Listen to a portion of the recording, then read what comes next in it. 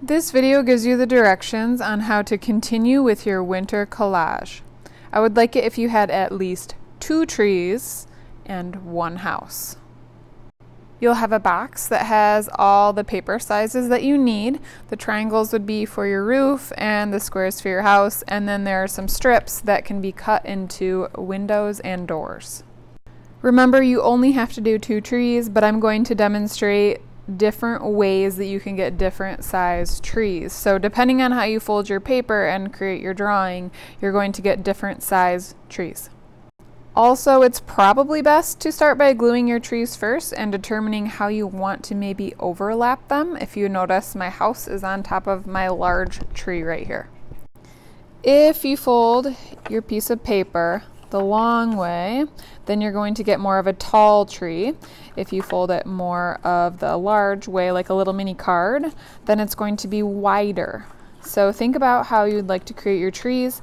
The large pieces of paper for the big trees, we should probably only do the tall version of these, because if we fold it the opposite way, our trees will be extremely wide and kind of odd looking. So stick with folding those like this.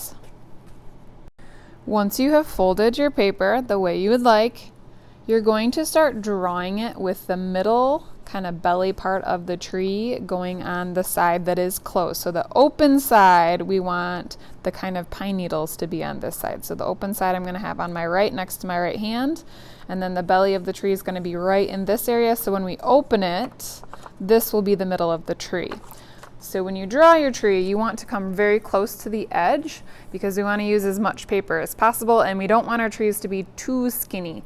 So really, a tree kind of looks like a big triangle, and you can either make a little zigzag or you can add your zigzags later when you cut. So I'm going to kind of make a slightly curved line from the very top to the side. So only part I'm going to cut off is this little bit right here.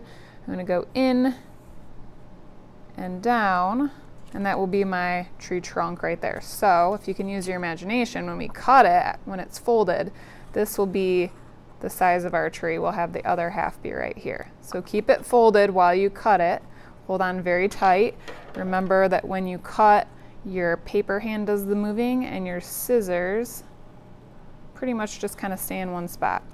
So I can carefully cut this out, keeping it folded. And I'll show you how to add those kind of pine needle shapes in just a second. So if you notice, I really didn't do that much cutting off of paper because we're going to use most of it for our tree. Now, keeping it folded still, so this is our tree.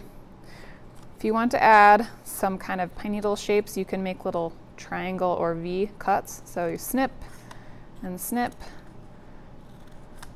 Don't do too many. 2 or 3 cuts is usually good. And then there you have your tree. And you repeat the same process on your other trees.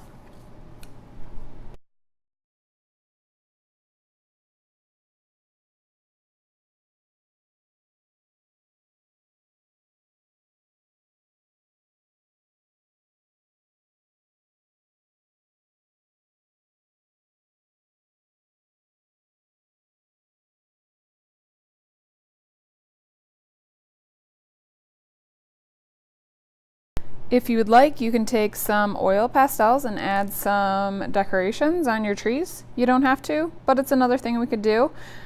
It's best to do it either before you glue or after the glue has dried on your paper. And this will probably take us a couple class times, so don't worry if you don't get to the decorating on the very first day of cutting and gluing.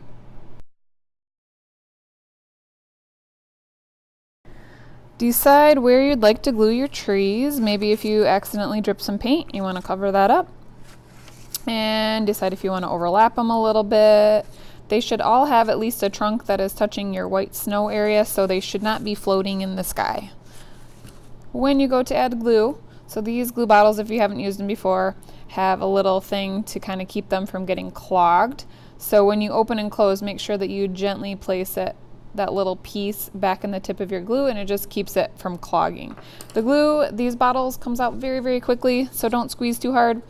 And without squeezing too much, you're going to add dots to go all the way around the edge. If you just focus on the middle, you're going to have some of your edges sticking up, and you don't want that. So focus on your edge, little dots, dot, dot, not a lot, all the way around, and carefully place it where you would like. If you use pastel, remember they smear, so don't rub on the front. You can always flip it over and rub on the back later.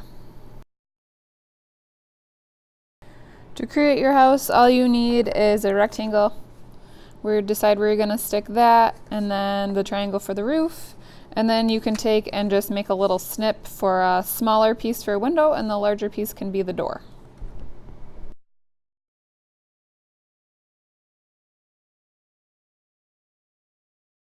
Remember, your paper scraps go in the trash, not back in the box. If you have anything that's usable, put it back in the box for someone else, and carefully place whatever you have done today on the drying rack for next time.